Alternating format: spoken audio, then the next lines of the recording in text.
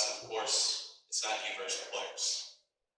A lot of DMs, sometimes we just get in that mode, we forget, or some new DMs don't understand that, and it turns very escalation of force.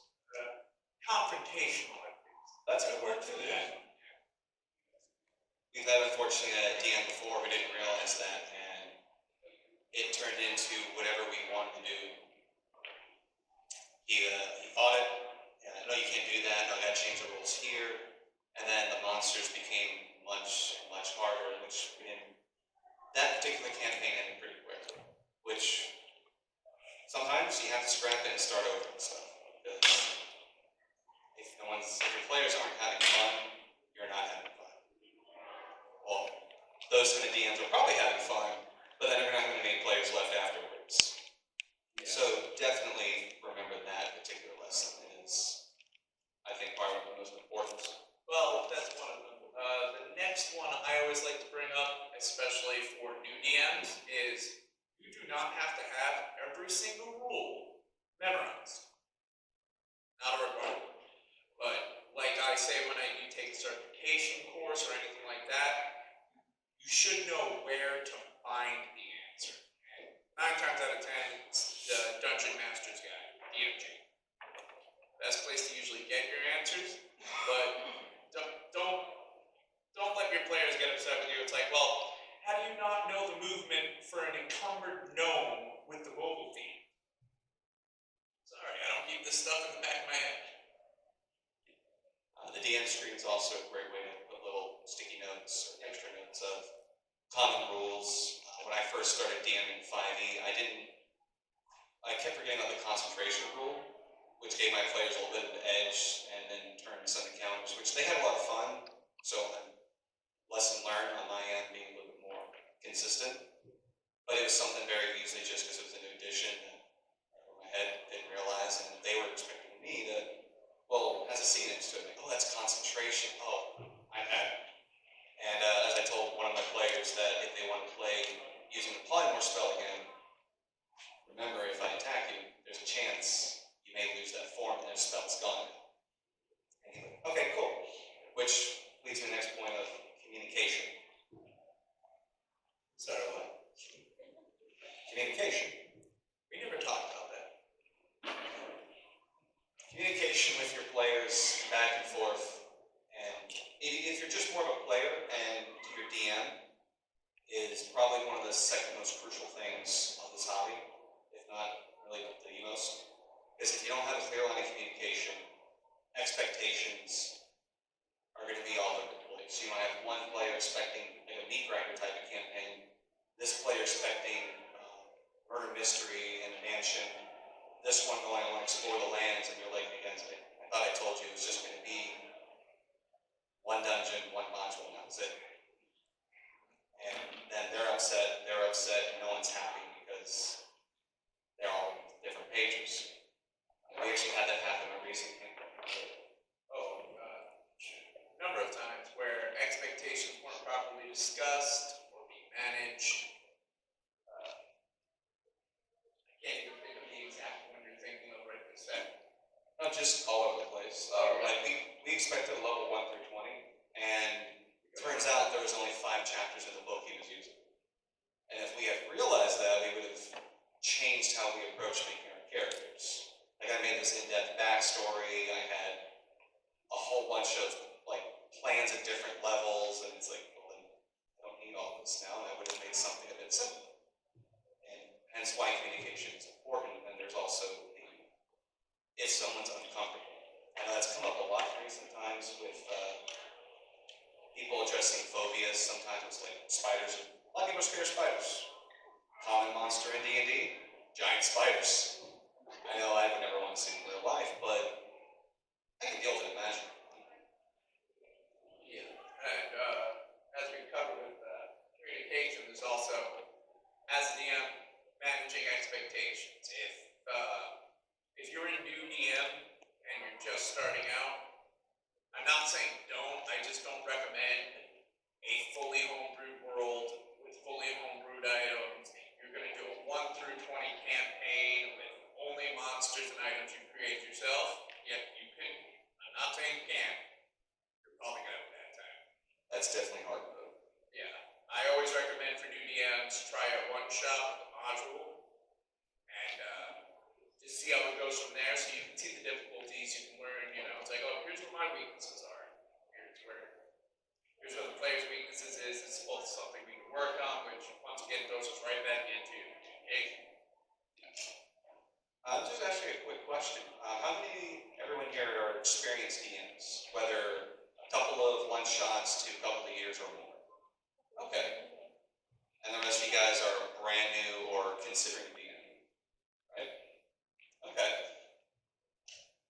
Yeah, DMing can seem very daunting. As those who have more experience with you know, it can be, like you're saying, with the world building, because you got to figure out the pantheons, the political systems, potential guilds you're going to have in the world, factions, how your classes are defined by the world around them. How not to throw a monster that's going to tear your entire party apart, even though the CR was only like one. Yeah. Like that broom, Curse of Strahd. The animated broom. Yes, everybody underestimates. I think that's a CR 1.5. That's flying, multiple attacks. I usually hit it at about level 1. Like, oh yeah, 2 attacks and flying. I'm sure, yeah, no problem. Yeah, understanding what your party is capable of is an important step in building encounters, whether the combat portion or exploration. Because if they're not capable of making the DCs for skill checks, or they can't even handle a creature that seemingly in design should be a simple fight, you're going to potentially have a total party kill where they got to start over, or you got to retcon that, and that starts breaking the immersion. And for some players, immersion is very important. You'll lose them if the immersion's gone. And they'll just treat it as, okay, I just rolled with this, pick down doors. Well, and I do want to cover something about that immersion breaking thing. Yeah. The guy he's talking about. It's not that you break the immersion, it's if you give me a full detailed story and you were the world's greatest DM for about 2 levels, and then after that it's like, you roll for diplomacy, you succeed, you talk your way out, fine. Like, well, yeah, because the whole time it's like, well, you walk up to him, you give him the hardest look in your eye with an intimidating stare, what do you say? I mean, that's good immersion, but roll diplomacy, fail, sorry. It's inconsistency. Consistency is important, and actually off that point, as a DM, whatever you put in, don't expect the players to put far more in, like in that case. If you're not willing to put in at least some effort on the description, because well, as a DM, that's what we do. We describe the setting, we describe the people, how they look. We have to give the context clues, like, hey, this one guy's a little sus in the back. They want to pay attention to this person in the front that you gave us a great description for, but then the one target they're supposed to find, the plot of, you didn't do enough. And learning how to balance that does come with time, but one lesson I learned personally when I tried to reskin the Tomb of Horrors, and I threw a joke reference to Mario 64 with the endless stairwell. Just let them solve it. Don't make it where it's like, oh no, it's endless, not just, oh, you broke the enchantment, it's just one staircase. Moving on. Or it's just they found a door, now you can move forward. In their defense, he did describe for, I want to say, a good 3 minutes, a painting on the wall. Yeah. And then, when we found this stairwell, he goes, oh, and there's a stairwell leading down. So we spent, I want to say, an hour trying to decrypt this puzzle painting on the wall. That was, like I said, a lesson learned on my part. And we didn't finish that one shot, but we did have a laugh about it afterwards. And sometimes you mess up. Sometimes you have to retcon. As players, we've been given items that were too powerful. Well, at least in our hands, we knew how to break them.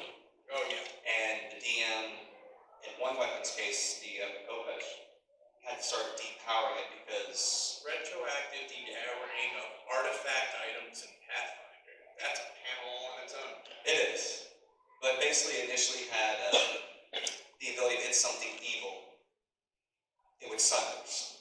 It would hit everything but the wheel. almost wiped out half the party because of that. So he's like, oh no, it's just the enemy you picked. And then all of a sudden, okay, it's only undead. And then it's this because he realized. And then it's evil undead, and then it's evil undead outside.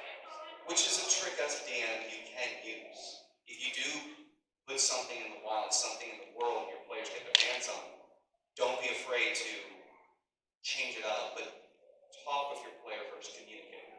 Because it was a little frustrating to the point, like, okay, here's a notepad, write down exactly what it does, sign it, date it, so we know there's no longer, but you said this last time, no, I have this. And actually, for a new DM running a campaign, or even experienced DM running a campaign, one method I have found is when you're giving out homebrewed personal items that can't be found in books, writing on an index card, date and time, sign off on it. That way, you know that's what you handed out. Because I'll admit there's some players out there who might, 2d6, let's make that 12d6. Well, I have it right here. No, that's not my handwriting. That's one. But 5e is pretty, it's a streamlined system. The numbers are made a little simpler, so you don't have to worry about armor classes of 48 to 50 and does a 62 hit. It's more of, was it 22? Okay. Or just 18. Bounded accuracy in 5th edition. As far as the next thing I'd cover as for any type of DM situation is I tend to favor rule of cool because it helps keep the immersion. It helps keep the players entertained.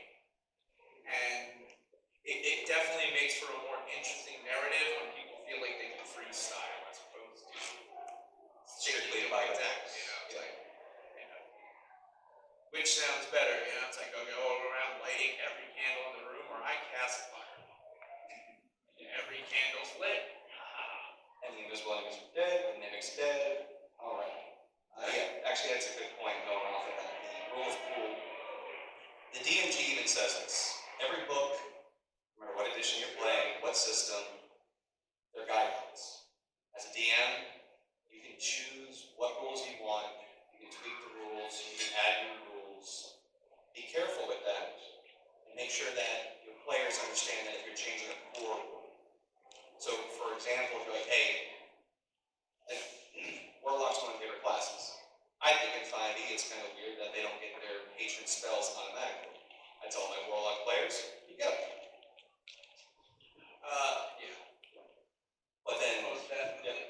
but then like, I want to institute a new homebrew rule for our house where if you drink a potion of standard action, you get maximized healing from it. Or as a bonus action, you roll a die. You might get full healing, you might only get 3 hit points. But it helps for combat. One of the combat rules that you use at homebrew that I always liked was the maintenance system. Maintenance system. Because you can stack it up. It's like, no, it doesn't matter how much HP this guy has. You just gotta hit him 3 times and he'll drop. Yeah. Definitely allows you to control the combat better because then you can change that from 3 to 2. Yes. Because, the rogue can't seem to get up to that, +5. What he's referring to is, it's actually from D&D 4th edition. It's, I'm surprised they didn't bring it over to 5e, but it basically, he took, Rule 0, whatever. yeah, any enemy in the book, no matter what monster manual, where the stat block's coming from, you keep everything else about the same except one thing, hit points. You give them 1 hit point. This way, if the players hit the creature, it's gone. And now you can send in 10 enemies. You give them a sense of that epic hero fantasy of watching the fireball and knock out 30 enemies. You can do siege battles with that. You can give players who focus on area effect spells or items things they can do with that and feel good about their choice. I'm not saying you have to do it every time, but it's a handy tool. Plus, if you have a lot of encounters planned for like a dungeon crawl, you know how that these are going to be just, okay, it's dead, and then you get through the bookkeeping portion a lot easier. And one of the things for the DMs who want to try to craft their own campaign instead of using pre-generated, which I assume at least one person in here has to, it's the 3 portions of every campaign that need to be there, which is their Draconic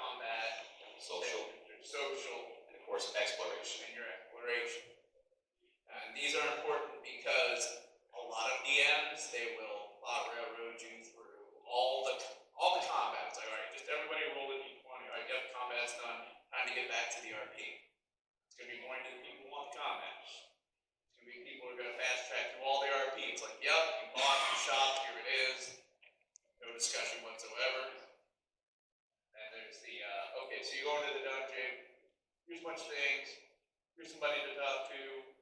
Oh, the secret door's right over here. Yeah. You're not gonna have much fun unless you feel like you're in it. Yeah, railroading, try to avoid that if you can. It's not fun for the players. I'm sure all of us at some point have been players who are like, oh, we're here now? Okay, we're here. Cool.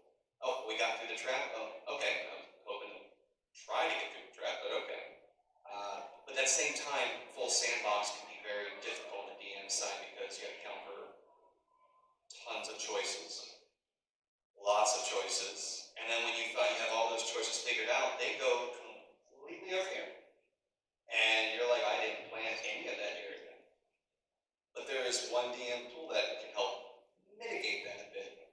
One of my favorites, which is Giant metal hammer. that one too. Yeah.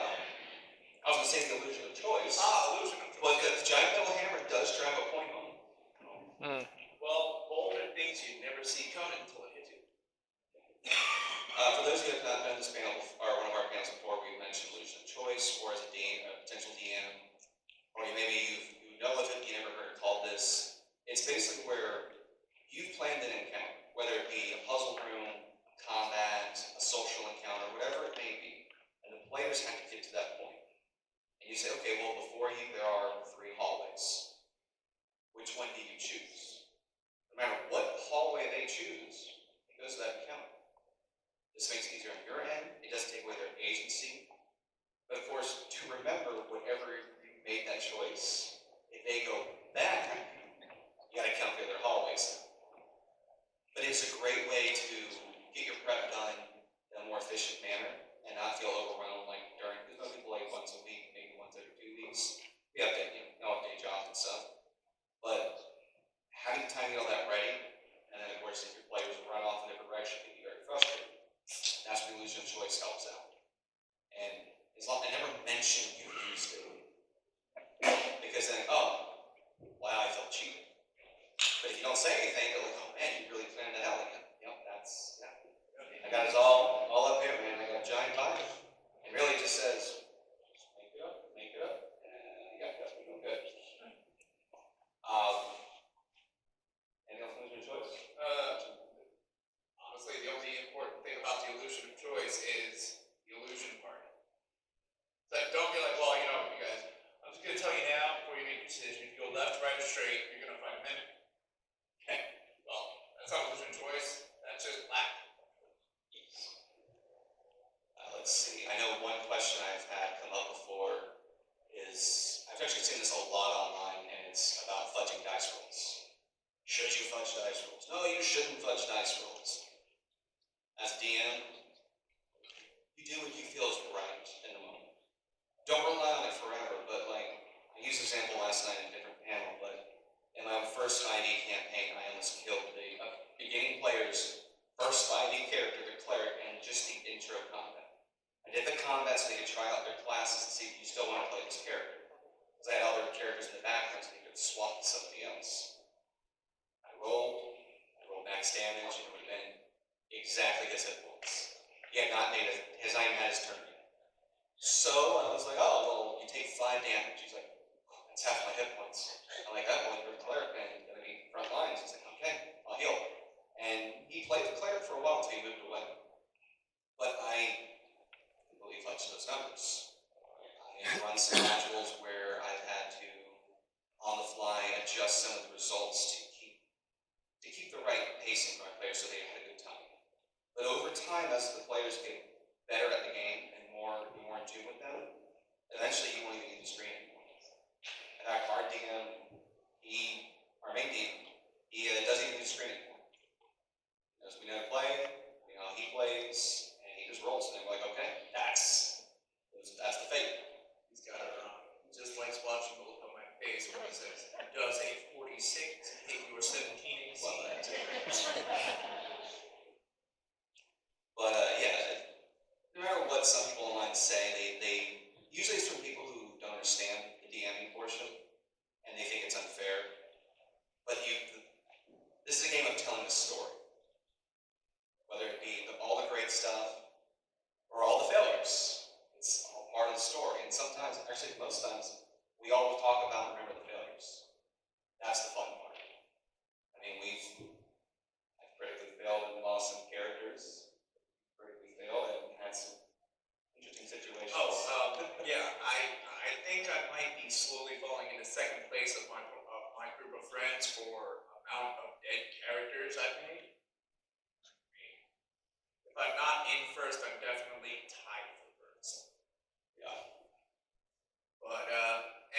as a DM, occasionally there's going to be times like, oh man, I don't want to kill this guy's character. It's like, if that person's decisions are what led to this, off that character. They get to learn 2 lessons. 1, don't do that anymore, and 2, how to build a new character in under a week. Yeah. Which actually circles back to the whole not communication. It's not you versus them. Because as a DM, you represent all the good in that universe and all the evil. So when the players succeed, their allies, which is a part of what you bring, also succeed. When they fail, the enemies succeed, but then their allies fail. And that's a good way to remind yourself and the players, like, hey, I'm just facilitating the story. You're dictating how the people around you react. And like I said, that's part of the whole non-universe thing. Sorry, I'm not freaking out up here. I just keep hearing the feedback. What is it? Let's do it. Yeah. Any questions so far? Oh yeah, if at any point anybody has any questions, just throw something at Blake's head. We'll be happy to answer. Yeah, go ahead. So, when characters are leveling, should you go by like the points that the experience is worth, or by encounter? So experience versus So milestone. milestone over experience point leveling? Yeah, whatever that you just said. Milestone leveling, which means, after you get this fight, you get level 2. Or After a certain 3,000 XP, you get level 2. That's based around how you want to DM. I find with the longer the campaign, milestone tends to be your better leveling option. Because now they don't feel like they're not sitting there thinking, oh, 2,000 more XP, let's go start a fight in town. The milestone benefit of it also allows the players to better understand their character's current options. I think we've all been there at some point where we're at a level where like, wait, how does this ability work again? Oh, and how's this one stuff? Like, give me 10 minutes of the combat real quick. And can't memorize everything. But with milestoning, they will sit at that level a little longer, and they feel like they're accomplished something in the story. But XP does have its benefits too. Well, once again, though, the reason I recommend milestone leveling for longer campaigns is, well, that means that if you decide that your party needs to be level 12 to fight the big bad evil guy, they're not going to over-level on you, and they're not going to under-level on you. As long as you give them the milestone, it falls into the illusion of choice. Like, you guys want to go here, fight this guy, or here, fight this guy. Either way, that milestone's going to get you your next level. Yeah. If you're not sure what to try, I would say if you've mainly done XP, try a module with milestone. A lot of the newer ones are actually written with that in mind typically. Curse of Strahd, the Death House, has 3 floors, each floor is a level.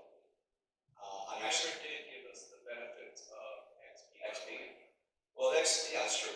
With XP leveling, the benefits are, of course, that when you defeat or overcome an encounter, whether through diplomacy or murder hoboing, you feel your character as the name would suggest, has gained experience from that. They have learned more about how their abilities work. They develop better techniques. Like the mage is like, hey, I'd fire bolt. It was great on one guy, but that room of enemies we defeated, I've now developed a way to make it blow all of them at once, fireball. And then eventually, hey, that whole army, I got meteor swarm in my back pocket. So I played it both. And like I said, I'm trying Milestone and Curse of Strahd for 2 players right now. And so far, it's worked out pretty well. They haven't felt like they had to, sound more reference, run out in the woods and kill 1 million boars to max level to defeat Strahd. But they feel like every time they get a level is because they actually have overcome one of the aspects in Barovia. Whether it be new allies or finding a coven of witches that were on Strahd's side.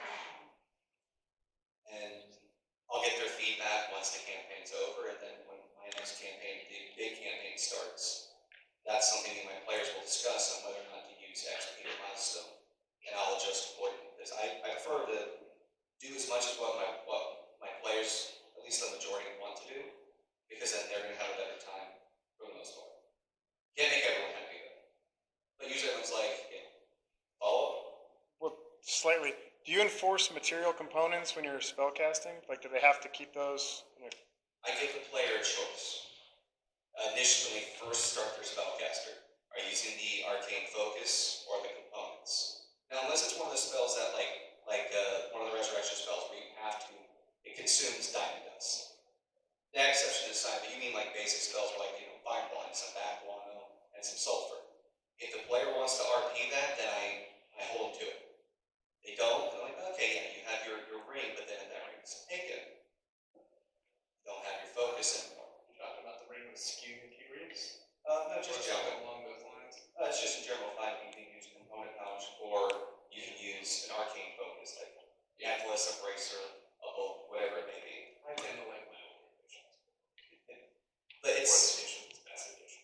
that goes into consistency, like we mentioned, where I think whatever you and the player want to agree upon, like if you want to make a gritty survival type world where the material components are important, then the answer's been made, like, no, you have to collect these and make sure you get them. It's like with archers, hey, make sure you're picking up your arrows, roll to see if they got broken, make some new arrows and new bolts. I have a crossbow user in Strahd, and I make him do it every combat. I'm like, alright, roll for the silver ones. You lost 2 of them, okay, mark that off your character sheet. And he's, for the most part, enjoyed it. But then some people they don't like that book here, because everyone, it's like, I have a whole binder for my one character, so. But that's a good question. Yeah, I definitely recommend for the spellcasters making them keep track of their materials, because that also allows you to control the vault a little better as a DM. So you don't want to make sure your party.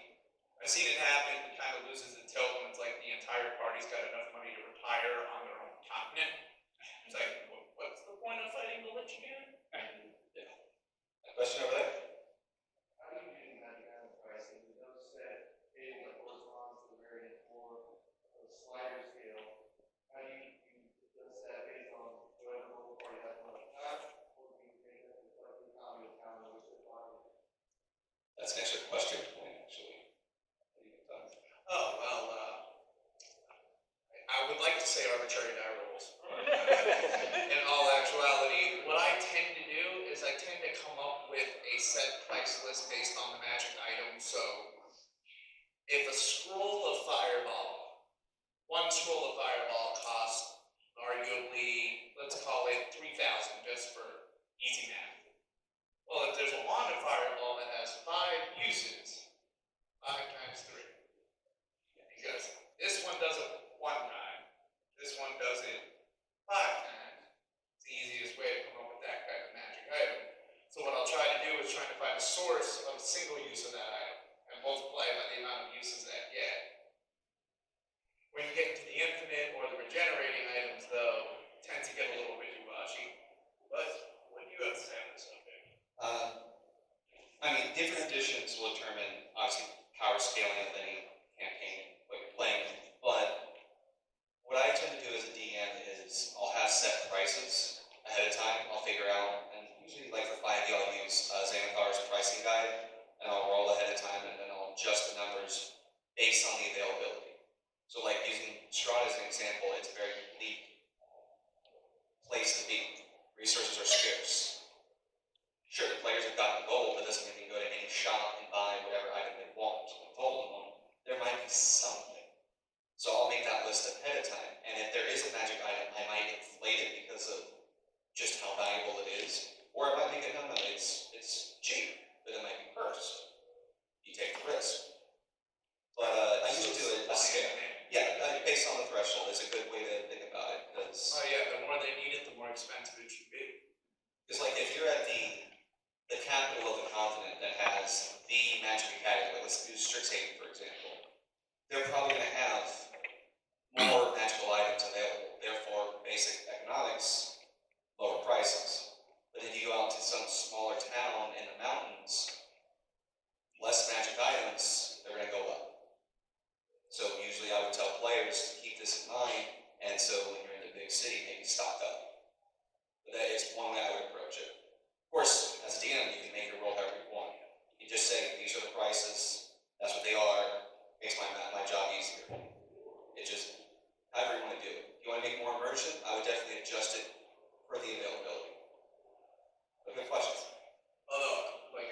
I've seen many DMs who do it based around, I believe the actual town occupancy that's been decided upon. That is the goal level you're actually allowed to spend in the town, which does add a fun and difficult aspect for it as a player. So it's like if the town has this many people, you can only spend about 25,000 because if you spend any more in this town, you're actually going to throw off the entire financial structure of this town. You know, if I walk into a town and I drop $2 million for a car, it's like, holy crap! You can change the entire local economy. A point actually I wanted to get into some was question. Oh yes. Oh, sorry. Question first. Go ahead. I had a question for you regarding the number of players.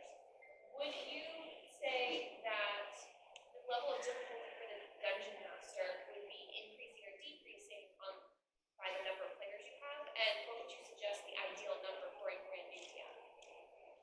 The basic answer is yeah. Actually, by design, the optimal is 5. Okay. It's 4 to 5, but that usually gives you a tank, a support class, a hitter, and then a utility person, and then somebody else to offset one of those roles. That's the optimal. Now, a lot of us, we got bigger tables. If you have more players than 5, you are going to have to adjust your difficulties because you're going to have more. They're going to have more options. So, like if you have a party with your rogue, your fighter, a barbarian, and a moon druid, your front line is going to be very different. They're going to have a very strong front line. And then if they also have a wizard, a sorcerer, and a cleric all focus on spell casting, they have artillery, they have healing, which means now you have to bring in more difficult monsters or more numbers to give them at least a fun challenge. Otherwise, they're going to curb stop. Not saying you can't let them curb stop. You should let them curb stop sometimes. Like, give them those easy fights. Let them have fun. Let them feel like the heroes, if they're playing heroes, that they're going to be. But then also show them that sometimes it goes the other way and to know when to make retreat, reposition, and to maybe take a different approach. But if you have less players, like I do in Strahd, you're going to have to kind of tone stuff back down for a little bit. But excellent question. In order to cover that for you, I go with the 5-7-9 rule when it comes to the difficulty of players, and this really kind of clears it up for most people. It's like 5 people herding cats, 7 people herding kittens, 9 people herding wet kittens. That's a good analogy. But yeah, question? How do you establish gods into the story? The pantheons are. There's no hard rules on how to actually do that. It's up to every DM to determine for your campaign or even module. Especially if you have someone think, I want to play a cleric, I want to play a paladin, different gods. I'm playing a warlock celestial version and I serve this god. I'm playing. It can get messy. You got to determine how much they interact with mortals and how we would interact as the mortals interact with them. Like if a cleric has commune, be ready for the player to utilize commune to talk with their god. It's part of their toolkit. That's going to be an area we're going to take a little extra time to sort of just get the basic pantheon down, what those gods represent, and what it means to serve them. But also what it means that if you were serving them, if you overstep a line, what consequence there are. Because you don't want a cleric to say, oh, I worship the Lord, and then they're acting more like an evil character the entire campaign. There should be some repercussions. Maybe a new god takes over and they in some path where they get depowered for a while. And then you give them a quest and change it. In case you haven't realized, I give the silly answer and serious answer. Silly answer, paste your face over the face of all the deities in the book so that they understand who the real God is. The second actual serious answer is I decide based around with the deities, which deity is more powerful, so that way if I need to figure out whose spell is actually going to be in effect, it's based around the power of the deity providing that. So all homebrews win. Yeah. That's fine. Excellent points. But yes.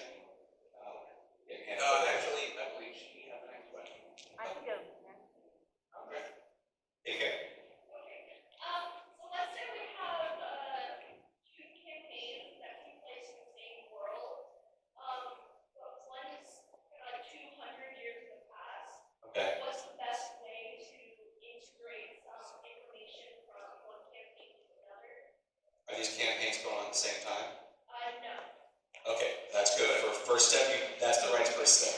That's pretty wet feral kids.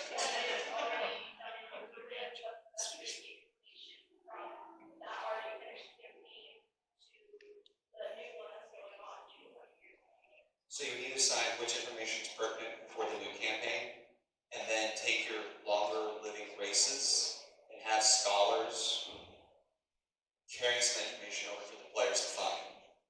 But I think the best way to I was going to say character journals of player or characters from the campaign of the earlier time, messaging models, encyclopedias, and just put the I want to say, let's say younger, have them go on a side quest in order to find those items, and then even you can make it a language or some type of linguistic check to go, well, yeah, this was language 200 years ago. So it adds a little extra level of difficulty, but still gives them the information and they feel like they're. Not to mention, if it's the same players, them rediscovering their old characters and their notes, it's like hey, that's my character. They're gonna be a lot more excited about it, and that's a really fun idea.